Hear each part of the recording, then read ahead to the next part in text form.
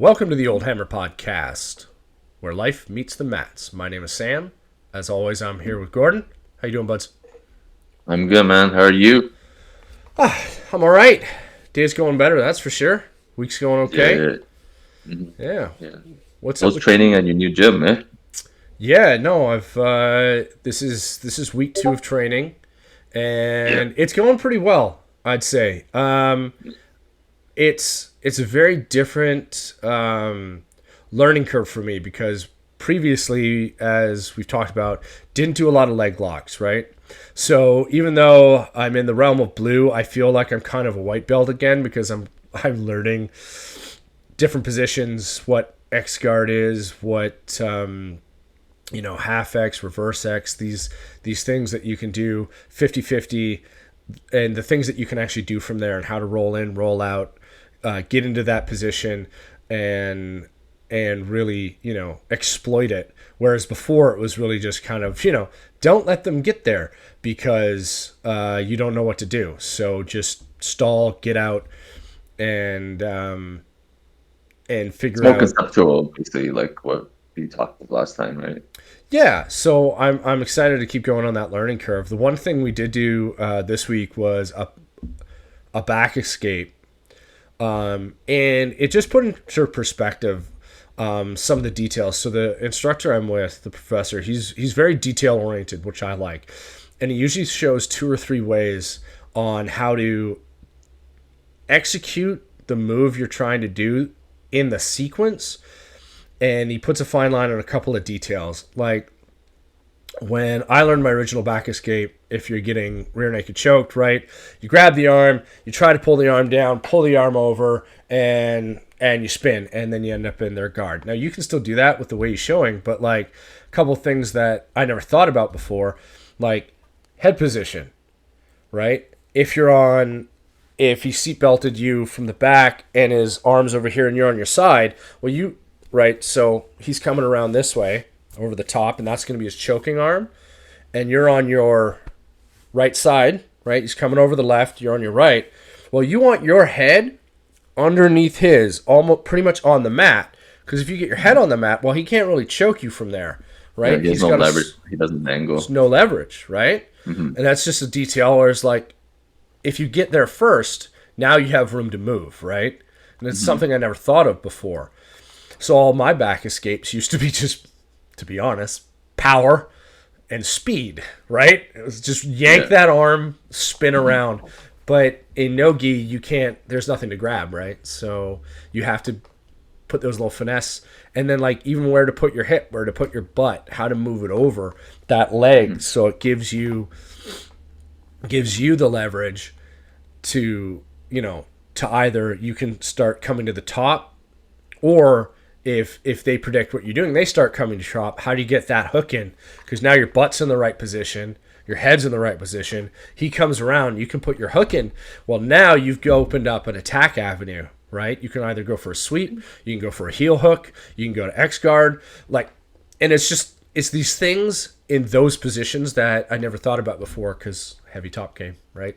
Heavy top game. That's what it Well, was. That's still what I am. yeah, But yeah. But even still, like I'm just I agree with you on that point. I think before it was like I think it was just like we said before, it was just moves. But I think the concepts were there. They just weren't explained to like the level of detail there is now. I think before you, as an instructor, you could have you could get away with just showing the move, and then the students will have to kind of figure out like over time like how it works, just like with everything. But like now with like concepts, it's like this is a shortcut. It's a straight line almost, rather than you weaving around trying to, figure it's it a out. shorter distance from point A to point B now. And I think, obviously something that we really like with like, the way jiu-jitsu is being taught now at the at most places, it seems like all those gripes that we had before, or when we were younger. Hmm. um I don't think it's there anymore. Not as often. I think they're outliers now. All the things like we said in earlier podcast, the complaints. Yeah. It's definitely not there anymore. You know, I I think it mean, like was yeah, I think it was less of a complaint and more of just something we noticed being younger and now older, and how yeah, like instructions have changed. And back in the for day, sure. it was on your own recognizance. Okay, you learn the move. Well, now you have to ask the question, how does that fit into the sequence, right? And as a white belt, you don't know enough to even ask the question. But Yeah, now I feel like with some of the newer instructors, they feel the need to actually put it in that sequence and to give you context. Does that mean you're going to get it right?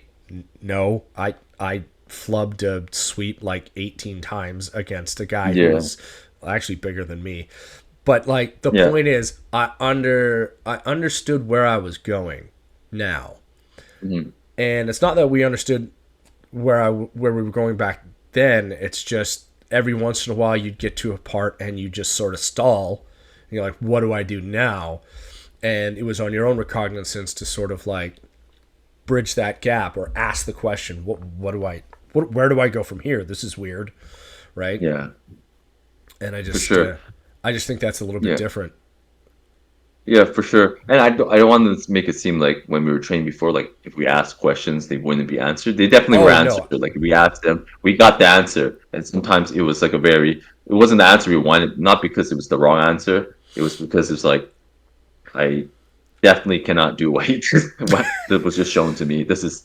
I am lost. Like fundamentally, I am not good enough to understand what just happened here. Then you start asking more questions, and then that one question becomes like 10 questions, and then it can get quite annoying. It's like, okay, look at this white belt asking, like he can't even do the first thing. I think like well, the thing is like you get the smirks and the giggles and stuff around. It's like, oh, look at Gordon asking this question. It's a legitimate question. Like I don't understand what's happening, but then it's like, yeah, but you've shown this. Okay, why don't you yeah, go do it? Yeah, okay, you go do it. It's like, okay, but you're doing it now. I'm doing it wrong. It's like, now you don't want to ask too many questions because you kind of get made fun of. Because all those yeah, guys that they're all the higher belts are like they're kind of laughing, taking the piss out of you.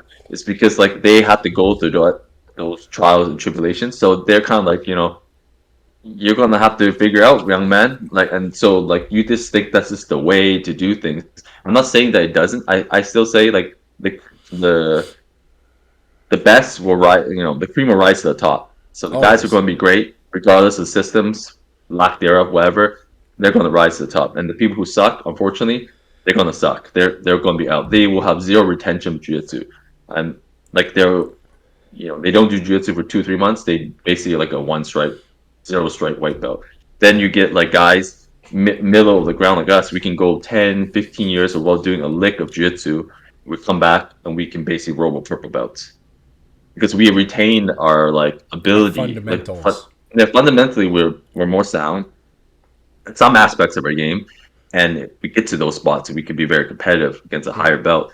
And so that shows that people like us, like the in betweeners, the ones that like that kind of need a different way of teaching to retain our attention, I guess, to retain our like enthusiasm for the sport. I feels like it was before it was like a sport of attrition in terms of learning. It's like how much can you suffer, needlessly suffer, or through like the I guess like the unstructured teachings of jiu-jitsu and then rise to the Yeah. top. Like it's you know And and I trying to want to word it without like sounding like disrespectful or like Well, yeah, I was gonna say incoherent. like no, there is no from us. There is no disrespect on our previous Yeah. professor because I think we've said it before. We'll say it Oh, again. He's a genius, absolutely uncomparable to any other person. What we're saying, to be I guess explicit, is how we learn we learn. is Yeah. is is different Yeah. I, than necessarily he might teach different now. I don't know. He I think he probably does. I has. He think probably's evolved because he's that type of learning hmm, individual who's constantly getting better at his you don't craft. get to his level of jiu-jitsu expertise and not develop. like over time. You know, there are peaks and valleys in terms of like For how sure. skillful you are, in And, terms of how well you teach too. and And in order to maintain your level of like relevancy in the teaching world of jiu-jitsu, and how still people praise you, you need to adapt. And I think he has adapted for sure. Like I'm I'm like sure he ninety nine has. percent. To be clear, like we were young, we were semi-disciplined, not nearly as disciplined as we are now. I will say this, like I think we had a bad approach, whether Yes. it was the environment or like just the people around us all the time. Like we were, it's like you know how Gracie was on the streaming podcast. He was saying, "Are you trying to Are you trying to learn jiu-jitsu to be better at jiu-jitsu, or are Yeah. you trying to be? Are you trained to be tough?" And to be honest, I was trained to be tough. You know, I had a chip on my shoulder. I was looking for like a lot of male influence Mm. to to you know to be a guide for me, like a surrogate father figure. And I was just like grasping at everything. It's like, oh, like I would just wanted to be tough. I'm gonna show how tough I was, you know. And I think that that lack of maturity, that earning to be like wanting to be more of a man, really stalled my progress in jiu-jitsu, because I was I, like I would definitely agree. only doing things that I liked. Like if I liked it, I would put everything into it. If I didn't like it, I would avoid it like a plague. Like my guard was just me sweeping and getting back up. Like and throwing up triangles, and if it failed, I would just scramble. Everything was a scramble. Like I basically would initiate scrambles just so I could get back up. Like I don't want to engage in here. So my guard game was like lacking, just completely lacking. Like Oh, when in doubt, get back up. That was my it. When my in doubt, guard get back game up, and it was worked. That was the thing. I was like, I got that positive feedback because it worked so well yeah. up until you hit a higher belt level, and it's like, okay, That doesn't now work you anymore. They well, know how to we're counter gonna that. return your ass back down, and it's like that's it, man. And with a gi, you can really hold down people, and then once you Yeah. figure, and a lot of times in jiu-jitsu, like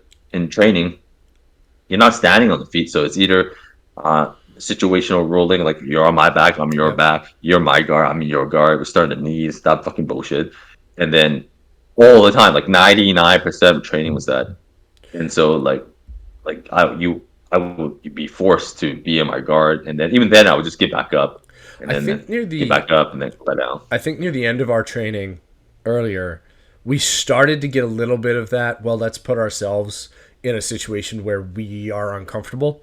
But for the longest time, and I would agree, that it's on us. Is we went in I don't there think with we the knew any mentality better. of, well, I don't want to lose. Now I go into the mentality. So my last session, I did roll with a higher belt, and Yeah, talk about that. You mentioned that. and he was a higher belt. What do I gotta say? He knew more than I did. He's a Well, bit he of a was like smaller guy than me, but like, you say he was a four stripe purple, right? yeah, he's a 4 stripe purple. Yeah. And we had a 6-minute roll, and he had some good advice for me. Things I still had a little bit of that nervousness. It was just my third time there, right? And Yeah. like when I roll with you, it's kind of familiar. Like we know each other, so I'm Yeah. rolling with a guy I've never rolled with before. There's a little bit of nervousness, so I did have to calm myself down, for sure. And he did catch me in a guillotine because that nervousness caught hold of me once, and I went left when I should have gone right, and fair enough. But I appreciated that moment for myself because I recognized in that moment, and I did tap to him before he finished it. He could have finished it, but I recognized the difference between what you're saying, what you were just saying. Like if I was my 22-year-old self, I would have fought to the death to get out of that thing. I'd have cracked my Yeah. neck, hurt my hip. I would For have sure. somersaulted 100%. my ass, done some stupid thing. But this time I was like, you know what? I goofed. It's Yeah, okay. you don't know enough to get out here. It's like a I could race to the plant. I bottom. could try planting my head and doing some weird BS escape. But what's the point, right? Yeah. I goofed. I shouldn't have done that. Let's restart, buds. And then we did, and I had some good molds. I do recognize that I need to slow my game down just a little bit. Become the slug of death, I think is what they call. If you guys watch Bulletproof for BJJ, that podcast, Yeah, I great think podcast. one of them, I can't remember which one right now. Somebody called him the Slug of Death because he doesn't give an inch, but he doesn't go very fast. So it's just this creeping, crawling, like inevitable point where you get submitted. It's like a heavy, wet blanket, I guess. Yeah, it's like, I can't get out of this I don't thing. want to be the Slug of Death. I do like moving quickly, but I did have a purpose. But obviously, he had all the counters to everything I was doing, except maybe the cradle, where he kind of forced it out. But he had to use the muscle to get out that. He finally had to use the muscle to get that. Yeah. So and, I got a question. He was just saying to me after, like we were talking, is like you could use a little bit better weight distribution with your hips, because he's playing a lot of leg guard, a lot of rubber X stuff going on, right? Whereas I'm very chest down. I want my chest to your chest, and I want to put pressure. Chest to chest, like traditional old man jiu-jitsu, old man jiu-jitsu. Whereas we're gonna grind this thing out until I get my hips. Until I get to that position, I need to start thinking, well, maybe get my hips down, weight distributed, so he can't enact some of his game. And I'm like, that's a good piece of advice. I do need to work on that. And he gave me a nice compliment after, because he realized, it's been so long since I rolled. Obviously, I rolled with you, so I had some warm-up practice. Otherwise, that would have been fucking terrible. But still, it's like basically 6 weeks no training after. Yeah, it's been 6 weeks since I tore my bicep. So we were on the ball. I think if you had rolled a week after with him, it would have been a different role. Probably would have been a different role. It'll be a different role next time. But I appreciated him for the time, for the however long we were there, for a little bit of advice afterwards. Nothing condescending either, none of that. And he gave me a compliment. He's like, "Yeah, you got your blue belt stuff. It's working. Just here's a tip. Thanks, buds." That's all you needed. That. Well, they just validate our levels that level. So it's like, oh no, you're a 2-stripe white belt. I'm like, oh no, shit. I got a lot of learning to do. But yeah, and this belt is a lie. Yeah. Burn this. For sure. We'll start again. Yep. But yeah, and the instructor also gave me a good piece of advice on specifically no-gi, on how I was holding the legs, because he's got thin legs. So like against you, I can wrap your legs just below your butt, and we can get a pretty good lock, because you don't have as big of thighs as me, but you ain't got small legs neither. But this I get just more. There's more, cushion for the pushing. There's more cushion. Pause, but just hold it. It's like, against somebody like that, you should really be looking for a body lock. And I'm like, there you go. No. Speaking of body lock, I really like the body lock pass. Like, really love it. And the couple of times I try against you, your torso. I'm a big boy, dude. Dude, it's like open body lock. I have it like this. Like I get the S grip. It's like this, and then you you roll on top of my hand. Like I guess I'm crushed. We haven't really given any context to our sizes.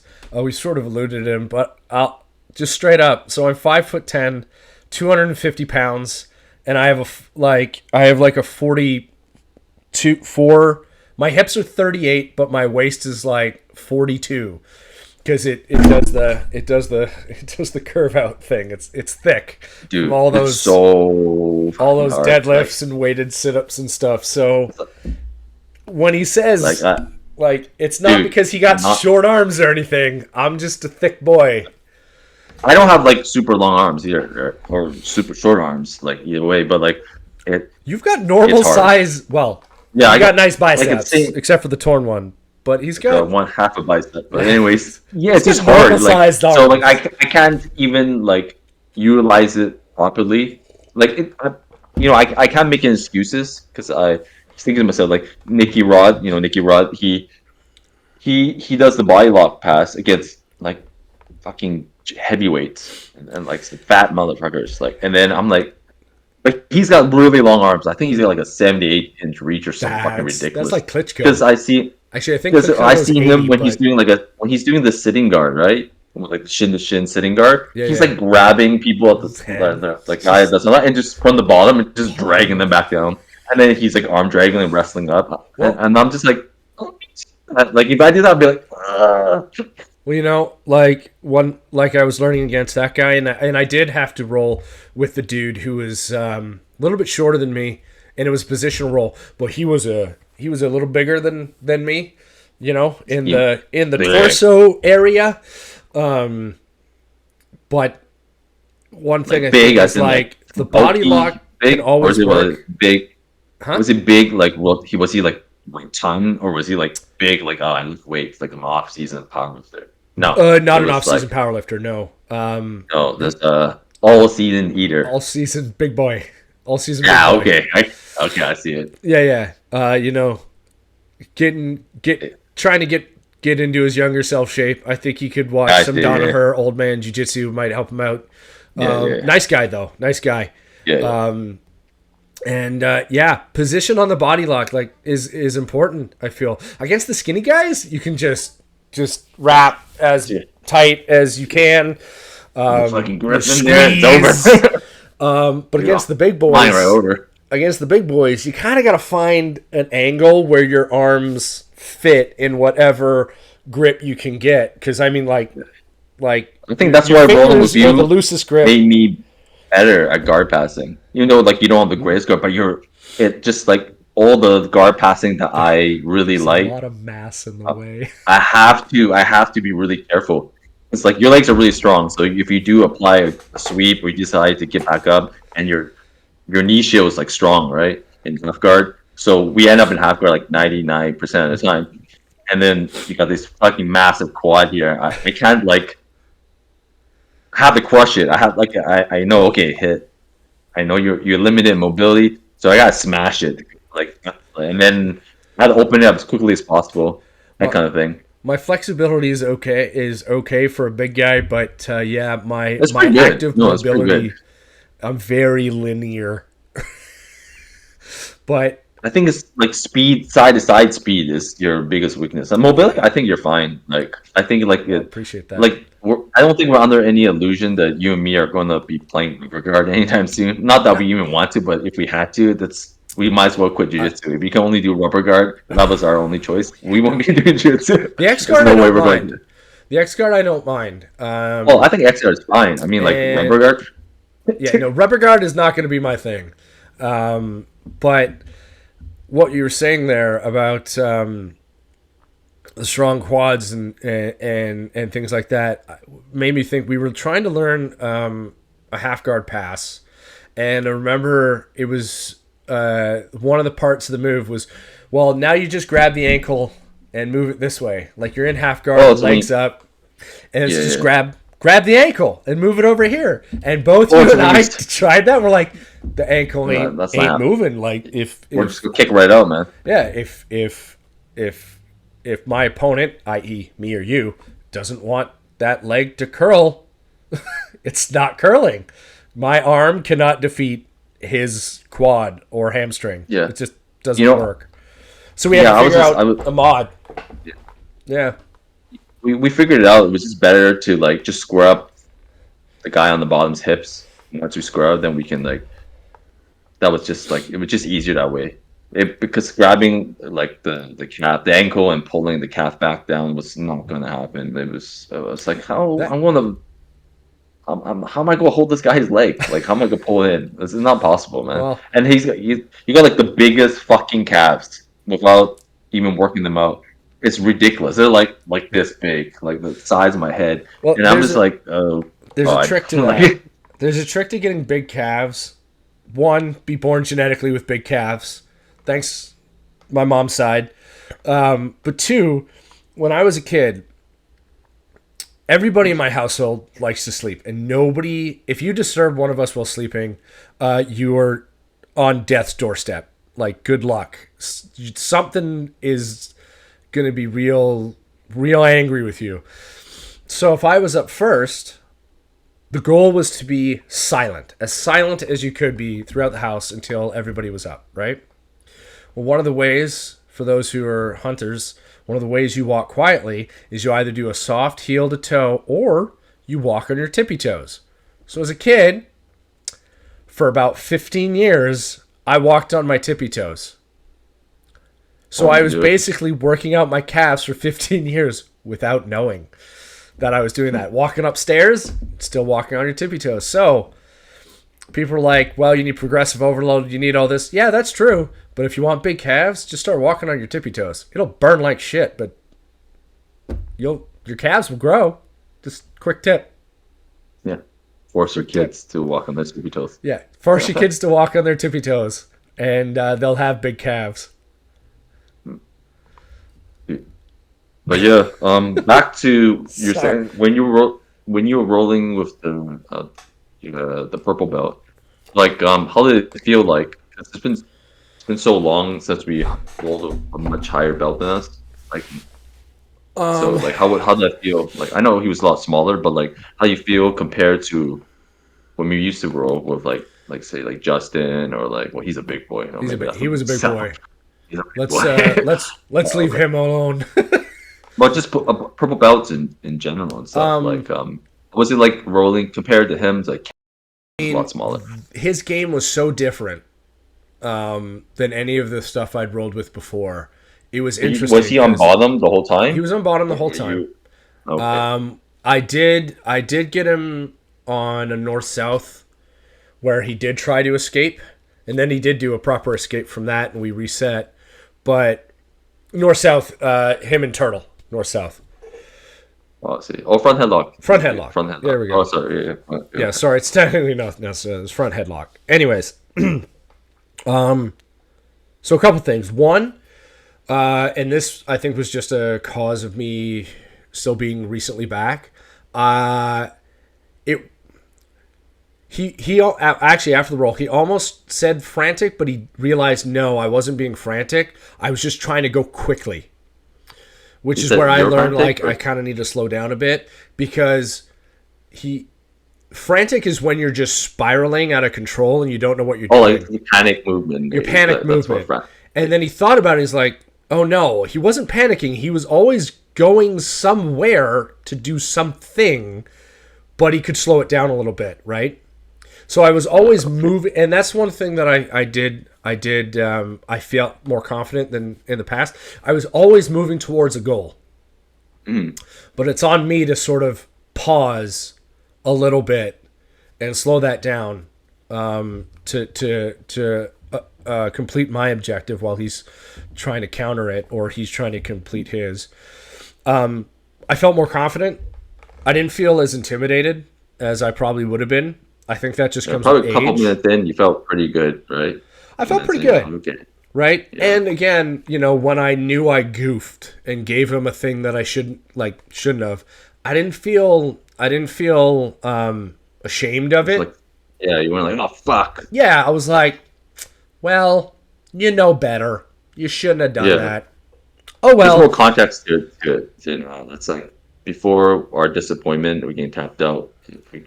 Everything. I think anytime we got tapped out by anyone, you could have been like, black belt. You're just like, fuck, I got tapped out by a black belt. This sucks. I'm terrible. That's all stupid. Why did I even start this sport? Yeah, you look like the illusion that we had. It's like, oh my god, you get all worked. At least I would. I would get all like upset and it would ruin my day. Now, I don't really care. I'm more inquisitive more than anything now. Yeah, and the other thing was I didn't get when I tried something and it only worked like 70%. Like I passed his guard and I went to go to get on the side and then he slipped his head out and then, we did the spin thing and we kind of had to reset. I was like, okay. Before I would have been like, I didn't get it. I'm so boned. But now I was like, all right. Well, okay, I could have put my hand here, could have blocked there. Cool. Yeah. Nice. I think as you get older and if you let your ego is good, but not for learning. Yeah. And I think if you put everything in context for yourself, I'm here to get better, not try to be the toughest guy. And you be more inquisitive. It's like when something fails, you can be upset about it, but it's more like, why do I not have the answer? And now I'm upset and it's going to help me want to know more rather than before. Oh, I'm gonna say fuck this. I don't this bullshit. Next time I go get him back. All that garbage. Yeah, none of that. Now it's There was none no of none of that. that. It's like like you get older. If you're older and wiser, that's how you should be thinking. Like you're And trying to unlock yeah, answers and rather I than also went into that role technical. and the roles I've done since being like, and I kind of started that with you when we started rolling again. Was like, I know I'm strong. I don't need to prove I'm strong. I already know it.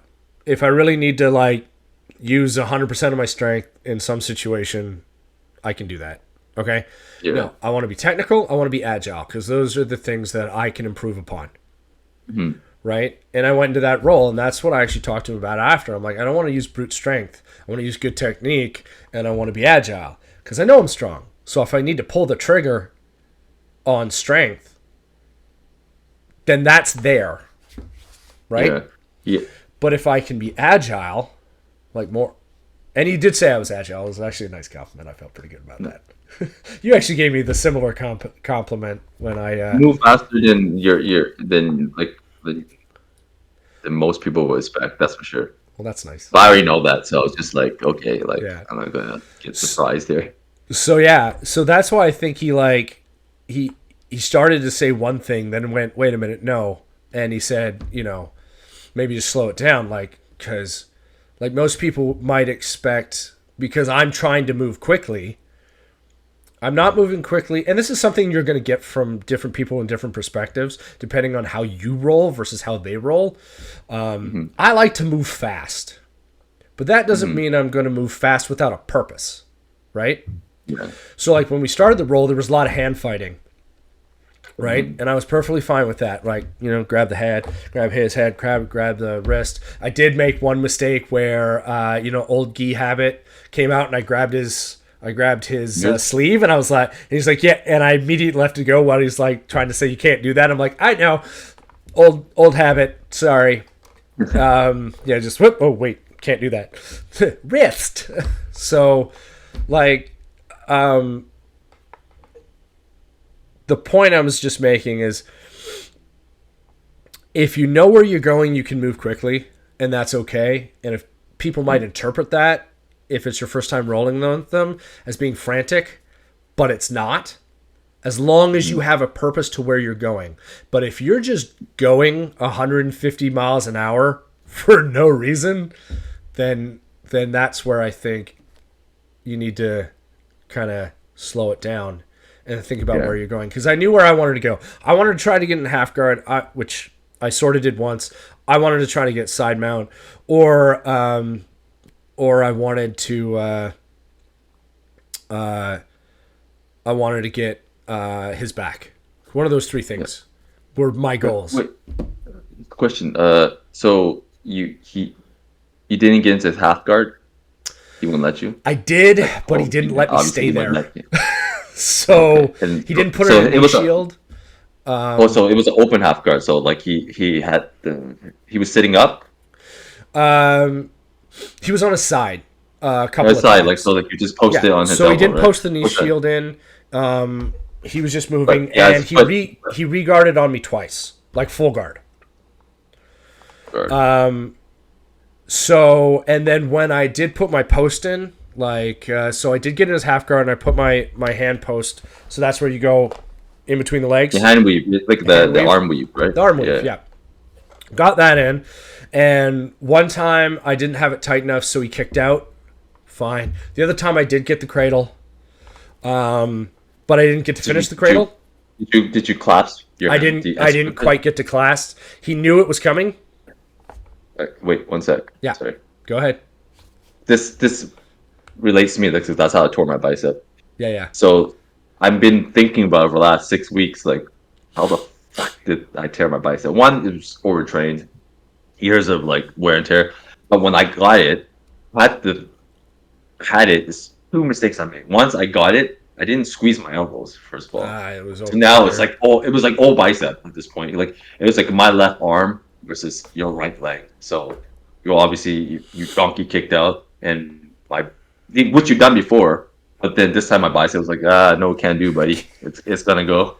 so it blew out. But here's the thing: I wasn't off my knees. I wasn't driving forward, and I hadn't clapped. I hadn't pinched my elbows together. So now it's not my biceps doing all the work; it's my back. And I stayed too long in the cradle. So like, and I know like we both know like we like the cradle because I showed you the cradle. You liked it, I do and like the then cradle.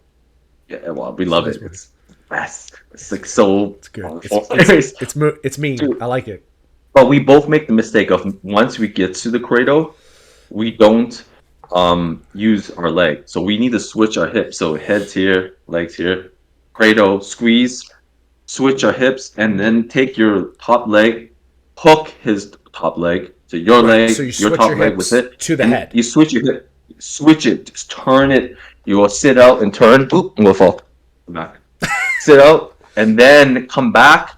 Then when if you can now you got his leg trap with your arm and your leg, and you're cranking this thing. Like you don't have to crank, you just flush it and push forward like a what's it called close grip bench. Yeah, yeah. But you squeeze it tight, slip that knee in, and butcher shot him, man. So Like there's one time I was almost posting on you. I was like, man, we'll get the damn butcher shot, but I didn't have my leg. in the right I didn't spot. catch your leg. Yeah, I had you in the cradle, Yeah. right? But I didn't bunch you. Like I didn't do the bunch, which is the hook, and that was my mistake because then you were able to get out of that. And I was thought to myself, why am I perpetually getting here but not Not. finishing it Yeah, yeah, or yeah. not progressing from it? And then tore my bicep and all that stuff. That so Yeah. I've been thinking about it. You get there next time, just hook his So leg straight away, man. I did get behind his head. I didn't quite get my hands clasped, which was the problem. So I was getting in there, and then he went 2-on-1 with one hand to push my hand down. So at that point, and then he was. So at that point, I didn't have that. So what I did is I actually let this go and switched my hip out, and that's when he spun, and I got the front headlock, right? And I'm like, Oh, nice. that's fine. I went to a different dominant position. Yeah, because I was, nope, haba. Sound A effects for question: everybody. Were you already in his half guard, or was it like Saima? Were you already in Saima, or were you still in his half guard, like an open half guard, when you did the cradle? I had gone. I put my You're weave in in. Saima. You're I put Saima, my though. weave in, slipped back, grabbed his head. So I was already out. So my legs weren't trapped by his. Now thinking of what you were just saying, what I could have done there is switch my hip, punch that arm forward to grab, and then leg capture, right? But obviously I didn't know that. So at the time, I didn't want my bicep to go because he was putting pressure that way, and I was thinking, oh well. So what I did was I basically let the weave go because I had his head. And in my mind, head's more important than the leg. So that's when he spun up and I went into the headlock. And then I went into a body lock because and he spun out before I could push him over. So, like I did feel during that roll like I was trying to keep up to him. And I think that was also one of my mistakes. Right? But yeah, Keep up with him as in like he was a step ahead of you, and you were just trying to keep up, rather than like, okay, he's better than me, but then I'm in the position I like. I should just play my game here. I'm trying to play. I'm trying to play his chess match, and he's a step ahead of me, and his pawn is about to take my queen. That's the way I was kind of feeling. Like, I see it. Right. Whereas I should have been like, no, this is I'm going to play my game. Let's hold the ankles. Let's go for the head, all that type of stuff. Right. Yeah. And, I think you did really well considering. And then I think that like if you had like you said, just played your game and just had, I guess, remembered, because you're out of practice too. It's been like 5-6 weeks, to like just play your game and just go to your stay in your lane, kind of like, okay, this is timeout. Yeah. I'm no pressure I can put here, and then I think he would have had a different opinion of you, like in terms of your skill level, or at least that aspect of it. He would have felt like, wow, this is extremely uncomfortable.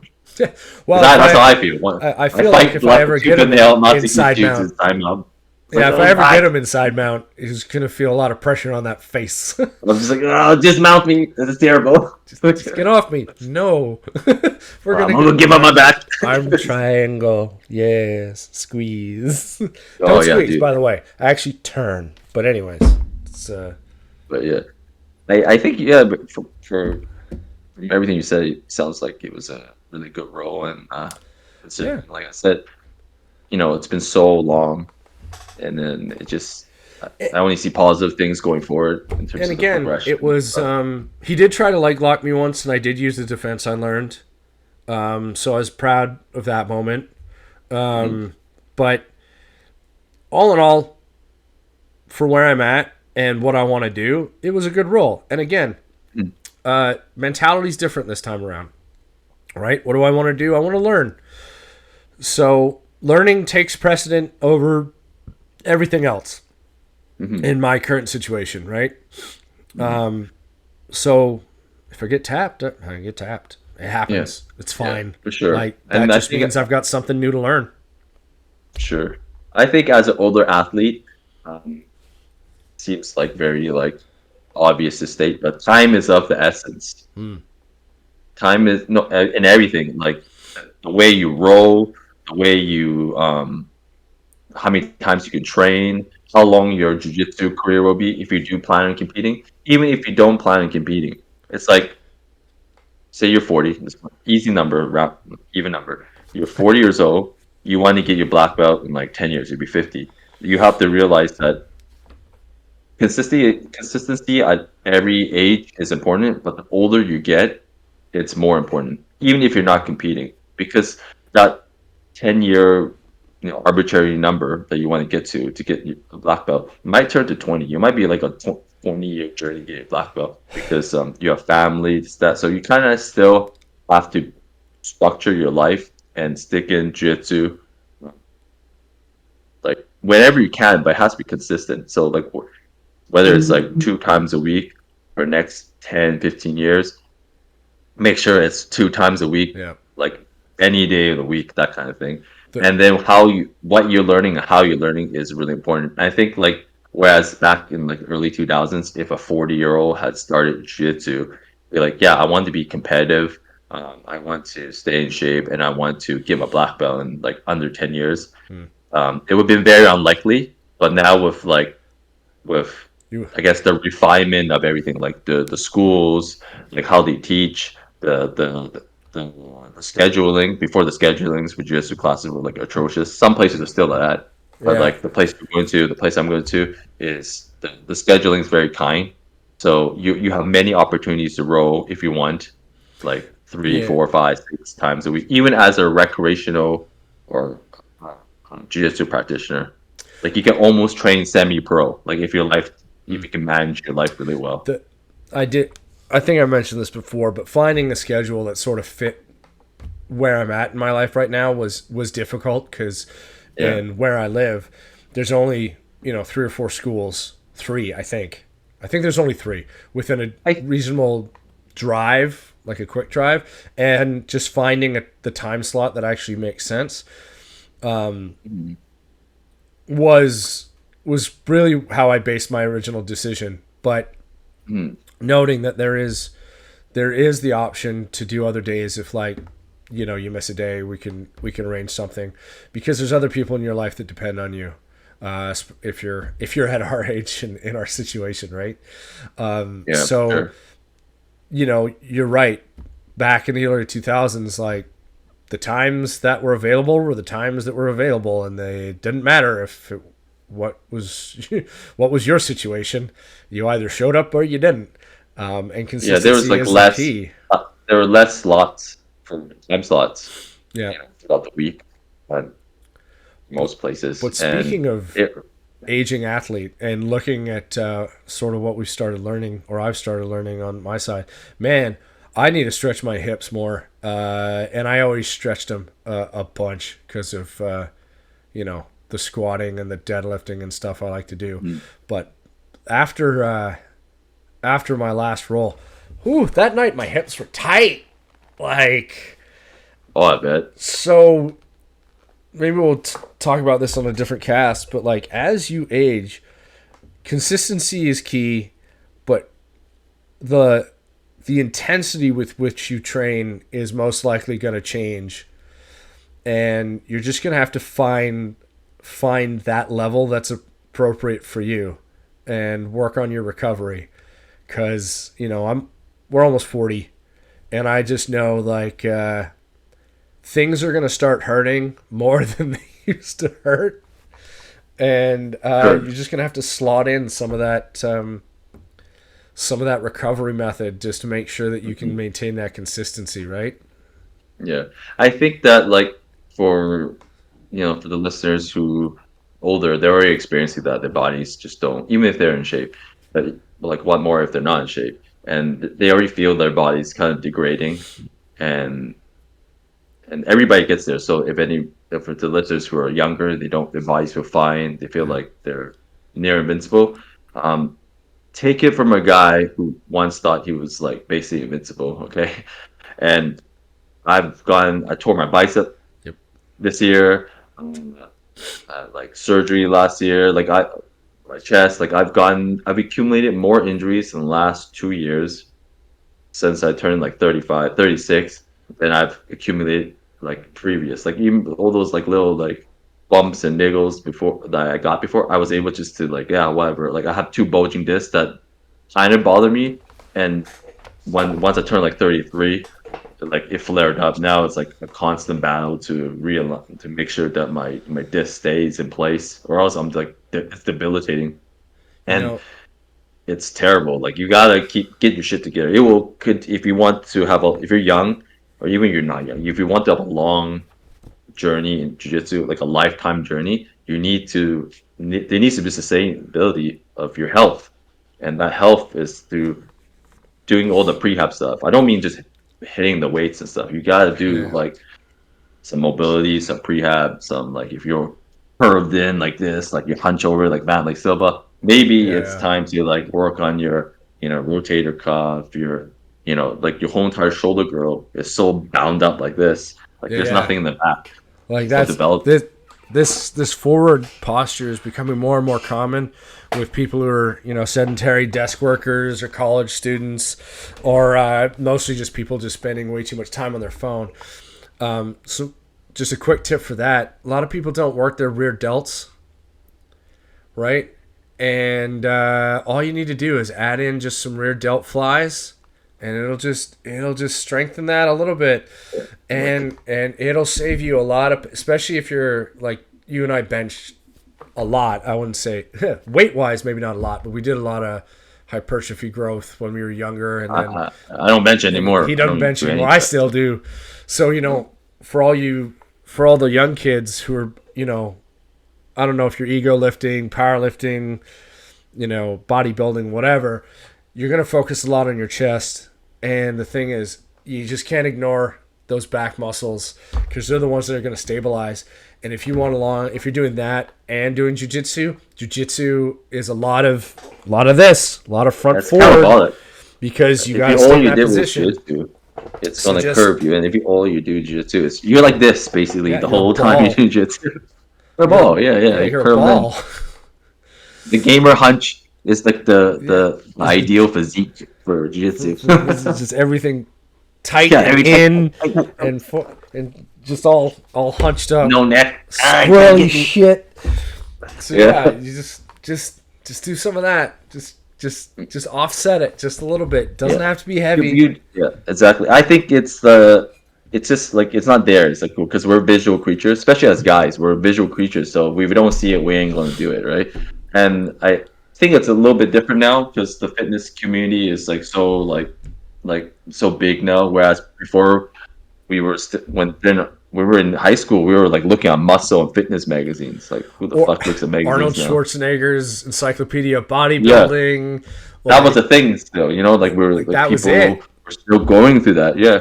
It was For me, I would go books. to the library and like I'll look the muscle and fitness magazine because I was too broke to buy my own. And I was like, oh, this is a great workout. It's like that was Yeah. the It our was resource. it was a time like if you would have to find somebody to learn from, And if you didn't, your next Basically, best yeah. resources were books. But books cannot tell you. Like, you'll read something like, oh, you need to, tighten your lats and retract your scapula and push your shoulders down to have a good bench. Or you're doing a deadlift, make sure you tighten the lats so that your back stays straight and your shoulders are down. Well, book might say that, but then you go to do it and you don't understand the sensation. You don't get a proper feel for how your body moves, and all of a sudden you're like, why do I have incredible neck pain?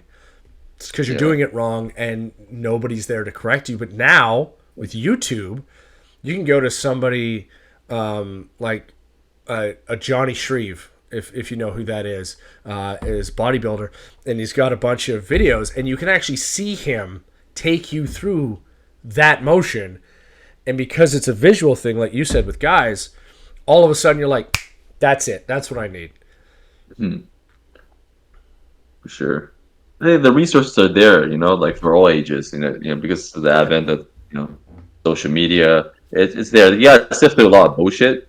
But if you look for the guy who that isn't just trying to do a flash bang and all that stuff, all those like bench pressing chicks and all that stuff, which is fine. I get the It's I'm fine for nothing likes. against. I'm just like, yeah, if you look for like fitness influencers who are like well-meaning and they just are really there for the education of like for the fitness community, you can find a lot of like so much free resources. Like you could basically get a great education on kinesiology. You look at the Renaissance periodization, Mike Ezertel, Juggernaut Training, Chad Smith. Those two are guys that are like OGs. There's like some website stuff if you're into the conjugate system. I think I'm not a big fan of the conjugate system for powerlifting, for natural lifters, but I'm a big fan of the conjugate like scheme for athletes. For sure. So if your priority isn't to be the best powerlifter in the world, then I really believe like something like the conjugate method can really help you like push your jiu-jitsu to next level. And a lot of people forget, like they either in one camp, or it's like they don't do any strength and conditioning, or if they do, it's like complete trash and they do tons of grappling and it's not done. Or they're trying to be like the best, like this, they're trying to get the best squat, bench, deadlift, or whatever lift they want in the gym, be ultra muscular, jacked, and be great at jiu-jitsu. You're going to burnt out. And like once you hit a certain age, you're going to burnt out, you're going to fall apart, and then you're just going to suck at both. And then you have to make a decision. No, I was just going to say, you're right. So like a couple of things I was thinking there. One, with the social media stuff and getting a great education, you absolutely can, but just be wary of your, bro lifters, TikTok bro lifters, type people. They'll be wary of that advice. Try to source out people who are reliable, like Renaissance periodization and some of those other folks you mentioned there, right? There's guys like Phil DeRue who work like closely with like Dustin Poirier, like great MMA fighters, elite MMA fighters, and then elite grapplers. And Phil DeRue, Phil DeRue, right? Yep. So he's a great source because he works within the community of like combat sports. So he has a great understanding of like what the needs are of athletes are. The other thing was, you're right. With that, like, what's your focus? Is your focus learning jiu-jitsu or is your focus bodybuilding? Because you can do both, but you can't do both at the same level at the same time, right? Yeah, unless you're a freak, but unless you're doing grinding and you want to do sets of 20 with everything and take, Mexican supplements. Even with like PEDs, it's like you still have to choose at some point, right? Your focus is going to be on one or the other because you'll destroy your body pretty quickly. Which brings me to my other thing. As you age, and even if you could start young, find a good physiotherapist, find a good masseuse, or find some. If you can't afford either of those, because those aren't We're in Canada, so those aren't covered under healthcare. In the States, God help you with that. But like, barring finding those two things to help you in your times of need, because there will be times of need, go to those resources online for flexibility and mobility. You can find stuff specifically for jiu-jitsu, around your hips, around your knees, around your elbows, around your neck. That shit that's really going to start to break down the fastest in this sport. Look them up, practice them, add them to your routine, schedule it. I open up my weightlifting routine with 10 to 15 minutes of mobility work every time. Because I did tear my left hamstring, and I'm not going through that shit again. So I do that every time I open up. That's how I actually warm up. It used to be like, what's your warm up? Well, just lifting the weight. That's the warm up. Old school man is like, how do you warm up to your whatever? Well, I just put on a lighter weight and I go for a bunch of reps, and then we slap on the big one. But that doesn't help with your ligaments necessarily. That doesn't help with your flexibility, and it doesn't necessarily help with your control. So, all of those play in a role in jiu-jitsu. So that's my advice to start. I think we should probably do another cast on outside of jiu-jitsu training, what we prefer and what we've heard. Because the one thing is, you'll hear what we do, you'll hear what other people do, and you will notice that it's probably not the same, because Gordon's been lifting since I found him in chem class with me in high school, and you got me into lifting. Yeah. And I've been lifting since my dad said this is a bench press, and I got to tell you, my lifting nowadays is 1,000 times better than when we started. I've learned 1,000,000 times more, and it is a journey, and it will take you a long time to really figure out what your body is capable of and what you prefer. Because I know that you and I, even though we both lift weights, we train differently, because we train for how our bodies feel, right? Yeah, and also like how much kinesthetic awareness you have in terms of the lifts and like what you need. Like, I think I need a lot less. I've been very lucky. Just, I don't know if it's genetics or just the way I train, but my muscle retention for my legs is like, I wouldn't recommend what I would do for most people, because I'm a minimalist. Like, I'm a super minimalist. Like I completely, like, I don't train quads. Almost like I had a 600-pound squat, like high bar, ass to grass.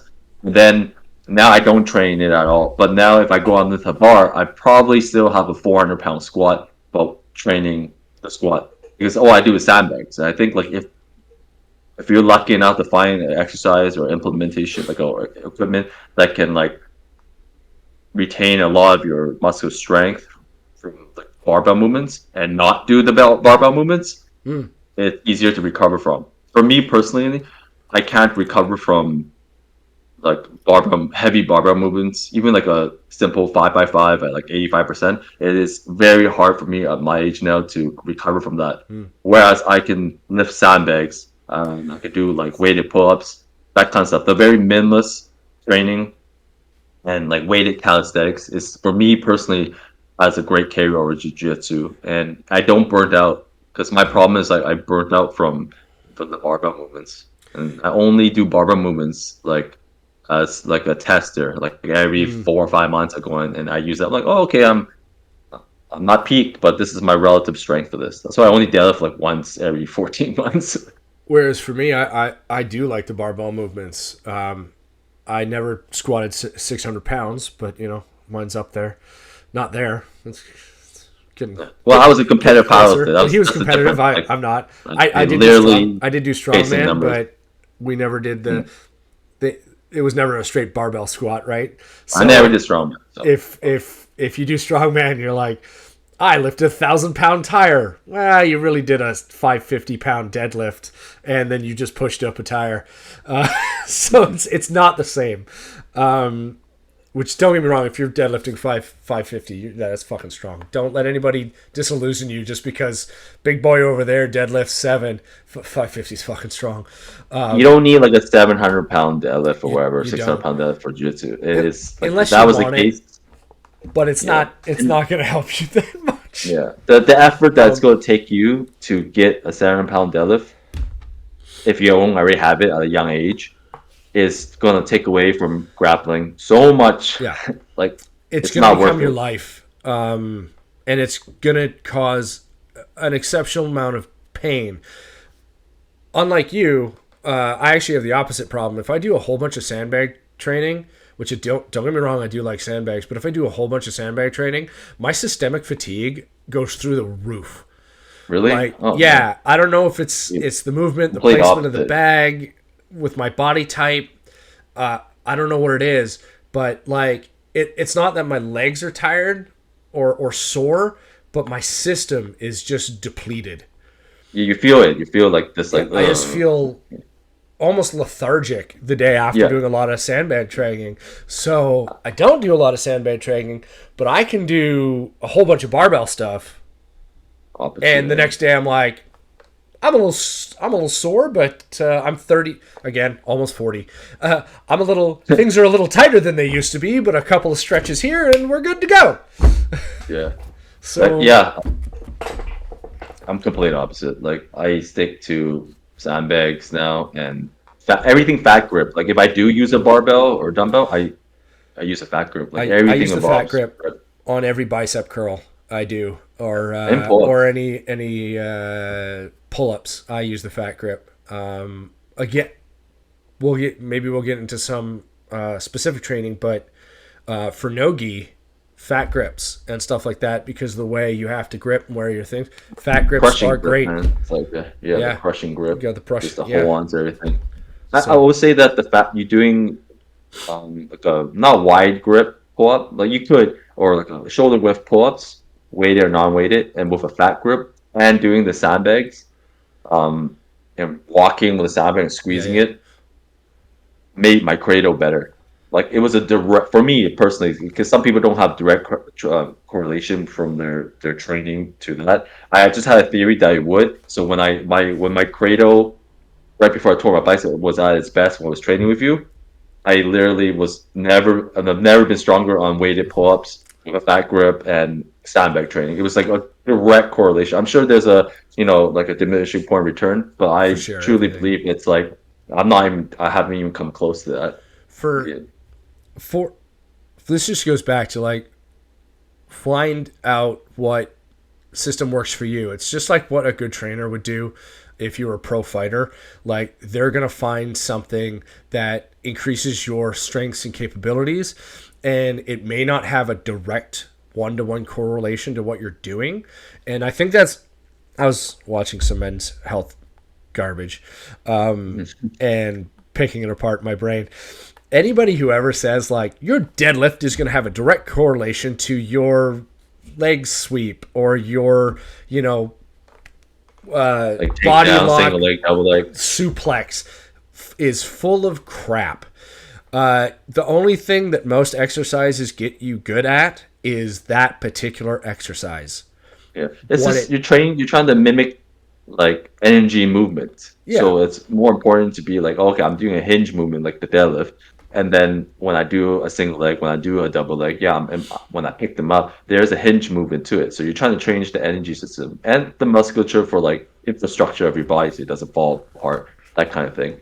But like if you have like no technique, like unless you're like one of the strongest men in the world, you're not going to be tossing people around. Like Brian Shaw doing MMA now. Did you see that? I did. He signed that. Oh my god! Holy crap! Do you know when we talked about this? I was like, this guy. Nobody teaches this guy jiu-jitsu. No. Nobody teaches this guy. And then I go online. And he's like, I'm sorry. I'm training for MMA. I'm like, no. I was gonna die. He's so big. I don't know who would fight him. Like I thought they had a weight cap in. No, it's in Dubai. So it's like a monster league. It's like literally a monster league. But like He is one of the largest humans to ever walk the face of the planet. If he even has like 2 stripes on a white belt with jiu-jitsu and he puts you on your ass, how the I dare say this: if you teach Brian Shaw to be a purple belt at judo, purple belt jiu-jitsu, like a legit, not like a fake one, like a legit purple belt with a legit judo, that's over, man. Like, dude, this on size alone, people's like, oh yeah, black belts will beat him. Gordon Ryan, yeah, it's going to take a Gordon Ryan. Beat him. Like, this on size, it's like. But I was just thinking of that. Yeah. Like, could you imagine trying to leg lock him, which is probably the weakest, the most vulnerable spot on that man is his ankles, and his ankles are effectively most people's like thighs. Yeah, it's like ridiculous. Like, could you imagine trying to heel hook Brian Shaw? You couldn't even get 50-50 around his legs. Like, we're talking about like even if against a bigger guy, like because like the thing is like humans can output more damage than they can take, right? We're you get what I'm saying? We don't have the physical constitution to withstand the greatest human output in terms of like power, right? We'll just get destroyed by it. So now, if Brian Shaw goes against Hafthor Bjornsson, he goes to the ground. Someone's gonna get really hurt. Like just like I can only imagine Brian Shaw putting a cradle on the Hafthor, just bunching him up and just butcher shot. But dude, like they may be big, but like your constitution is not gonna be very kind to you. It's like 440 pounds, 6'9", the knee driving into your jaw. I don't care your Hafthor. It's gonna break. It's gonna break. You're gonna get so. Nothing is more exhausting than having a big guy on top of you that won't let you get up. And the thing is, I'm a small guy. If you're on top, you're expending less energy than you are on the bottom. If you're equal, especially if you're equal. Like, dude, it's you're fighting for your life, man. If all things held equal, if the big guy's on top, because I rolled with the dude when I was only about 225 and he was 300 pounds, and I knew immediately that I was like, I cannot let him. He was brand new too, so he knew nothing. I think he was a football player. Luckily, I cannot let him get on top. Not let him get on top of me at all, ever. And he kept trying. No. He actually picked me up off the ground at 225. He actually picked me up. Like, he got my belt and he got my neck and he picked me up like I was a child and just tried to literally flip me over like a pancake. I was terrified. There's some guys out there that are ridiculously strong. But I knew from having guys bigger than me at that time and trying to squirm out or shoot under. No. It's like people might say like, oh, Brian Shaw, he's just big. Even if he gets a purple belt or brown belt, whatever, even black belt, like the other elite level black belts would get him. But they're gonna fight for their lives, man. Yeah. It's like you and me could become Tim greatest all the time at Jiu-Jitsu and black belt. We're black belts. We're black belt destroyers, okay? And then we go can do jiu-jitsu with a orangutan who knows nothing about jiu-jitsu. We're going to get murdered. That's what it's like right now for the average person to go against Brian Shaw without jiu-jitsu. Okay? So somebody put this fucking earworm in him, telling him that, hey, Brian, you should do MMA and learn jiu-jitsu. Yeah. So now, if he has the diligence, like which we know he has the discipline, he's a 4-time world strongest man. Yeah, he'll do it. Puts that. He even said like he's super excited and he's gonna put the same amount of effort in like he did with his strongman career. Now he's gonna this guy decides like, you know what, I don't want to do MMA. I'm going to do just submission grappling. There's no weight limit. There's absolute weight class in grappling. So Brian Shaw now comes in with a brown belt. What are you gonna do? What you gonna do? Like, and then he trains 6 days a week, 2 times a day. And on top of that, he loses weight, so now he's only 340 pounds, 6'9". So that's like 100 pounds less. Let's put him at a nice 375. Yeah. Imagine you put a gi on him. Imagine he puts he gets a gi, and now he's like a fucking brown belt. Gi that big? That's custom built.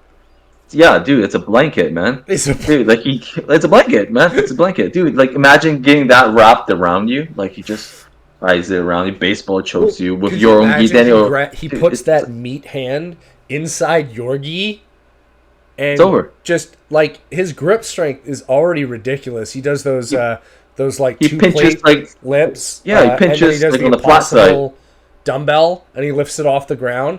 Like if he just slides that, you're gonna start choking as he slides his hand into your gi. Dude, his hand is so big that it engulfs the average man's head like a fucking volleyball. Not a basketball, like a volleyball, That man. that, Like he that just might be like the boom, funniest thing is just his hand grabs is you. so big. He might not be able to put his hand in your gi because it's too big. Then he just Dude, grabs I'm you not by the joking. throat. If he does like he doesn't do nogi, he decides to do just like jiu-jitsu, and he just shakes you. He might just tear Oh your gi right off, man. It's gonna go, man. Like he yeah, has leverage, like true leverage, and then you could be 6'6", gigantic. He's nobody's gonna be more bigger than him. You have to be like half door or Eddie Hall or one strongman that does jiu-jitsu. Dude, he's gonna ragdoll that person. Just he's gonna need like 4 techniques in judo. Get really good at those entries in judo, just even 2, and then who's gonna fucking stop him? Like he grabs your sleeve. You think you're gonna break that grip? The guy, 45-pound plate, you flip takes it him out of around it. and push it off, Gordon. It's super simple. He grabs it, you just flip it around, and you push it off, and then he takes your arm off with it. Dude, I can only Takes the imagine gi this arm guy gets an straight arm off. on you. Like he Rips gets the a heel stitching. hook on you. Just tap. He gets a heel hook on you. The Oh, amount of heel torque, hook? His I- one. I Dude, think his he heel has hook. a 1,000-pound deadlift. I think by the time you realized he heel hooked you, your leg would already be shattered because he would be using almost no strength, and it would still be too much for whatever your leg could handle. It'd be so scary. Like for this guy to take your back. I'm picturing this guy took your back. Like Dustin Poirier. Remember Dustin Poirier? Yeah. This guy's back taken, and he just lied on top of Dustin. Yeah. I know people like harp on like, oh, does Dustin Poirier really have a good block? But who gives a shit? Like You just he's better than Brian Shaw Jiu-Jitsu, and Brian Shaw just went like pancake. just That was it. that's it. If he like the amount of pressure from just him being there, you would be like, I can't breathe. Like your Dude, lungs that's just he wouldn't be tapped able out to from the take it. pressure. Yeah, It's like 400 pounds, man, of like too much. pure muscle. Like it's just even if it's all fat, like you're getting crushed to Well, death. have you man. ever seen him do? He does CrossFit with his wife sometimes. That shit's scary. And you got to Oh, yeah, recognize he that plays his wife the- is he- like he- 6 feet tall. She's like 5'11" or something. She's tall. And Yeah, she's tall. a tall woman. Their kids are gonna be just. Have you seen their kids? Like her world babies are records. like her like 1 year old when I remember it was like a just giant Yeah. monstrosity. Well, I'm like, what's what is funny- that? A 5-year-old? It's like a He baby. gave birth It's like- to a elementary It's like school the- child. It's like 13 and a half pounds. Their yeah. kids or something. like that. You put her next to him, and you're like, oh, that's a regular sized lady. No, she's tall, she's fit, and she's strong, and he's just enormous. And he does CrossFit with her from time to time. They do those little wife-husband challenges, and he kind of keeps up, to be perfectly honest. That's really scary. That's really scary. He shouldn't be able to move like that, but he can. Now you get him some judo, get him some jiu-jitsu. Shit, could you imagine trying to hand fight him? Like you grab his finger. And he would just be like, his no. fingers are the size of a toonie, man, or like a loony. Just up in Canada, we have loonies, the coins. Like it's like this freaking big, man, Yeah. like a monocle. Like it's the thickness of his fingers. The man can't use a regular sized keyboard to type. Like, Really, you can't? no, because his fingers are too fucking big.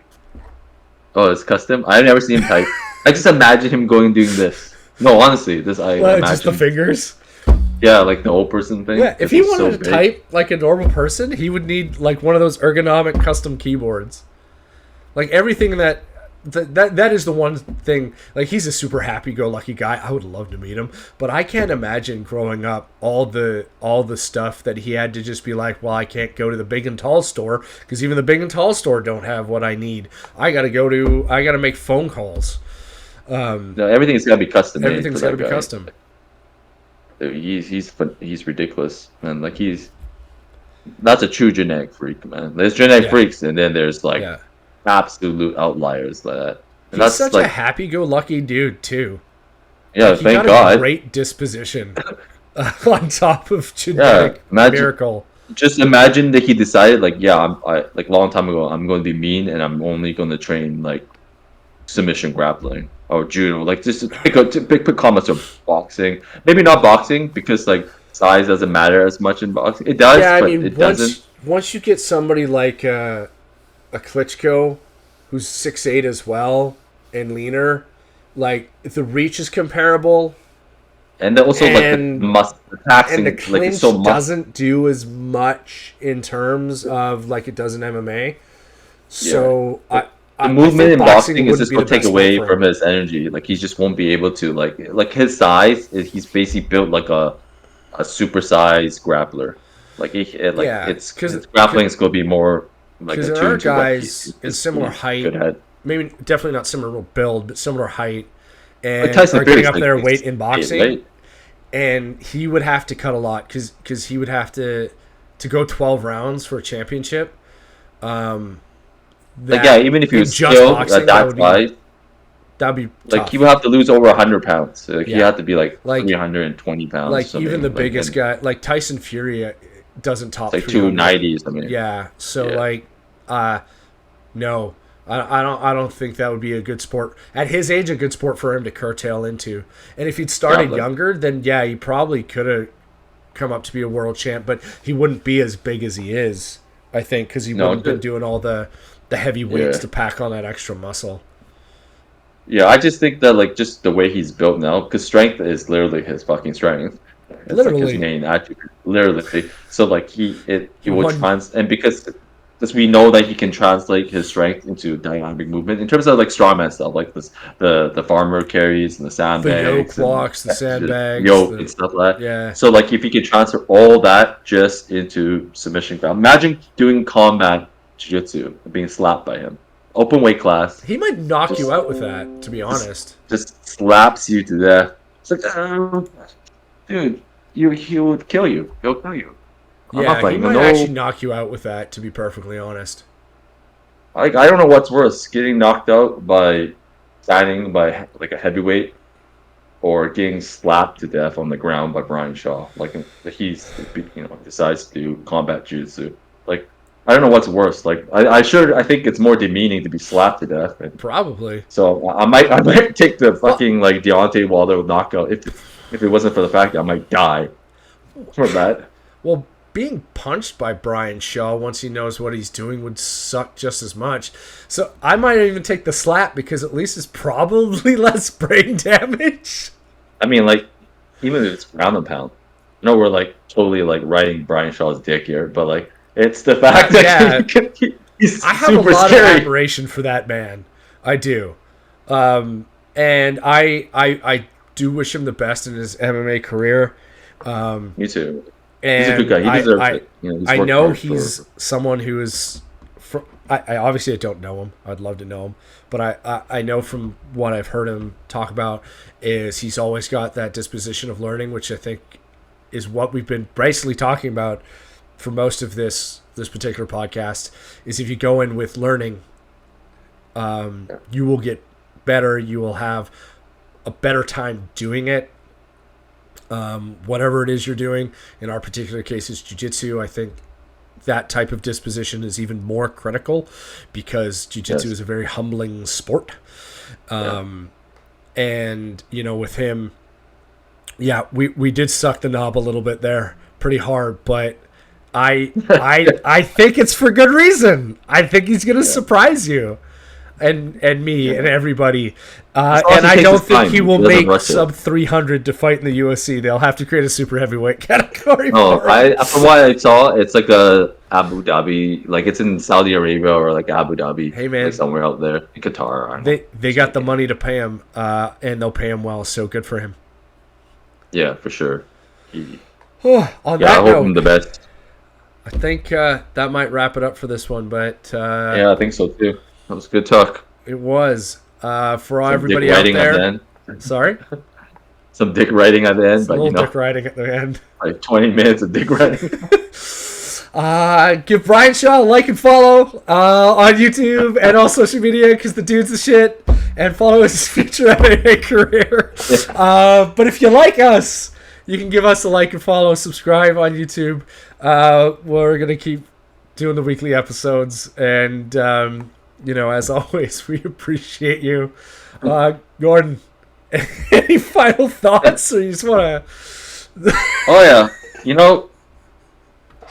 Know what you want to do, especially if you're older, even younger, but especially if you're older, know what you want to do and approach it like systematically, like have a game plan. The worst thing you could do is if you really want to enjoy jiu-jitsu, it's just to like just go in it and with no thought process. You should plan out, because the sport can be literally crippling, and you should really respect the sport, any combat sport that you want to do, and to act accordingly and plan accordingly.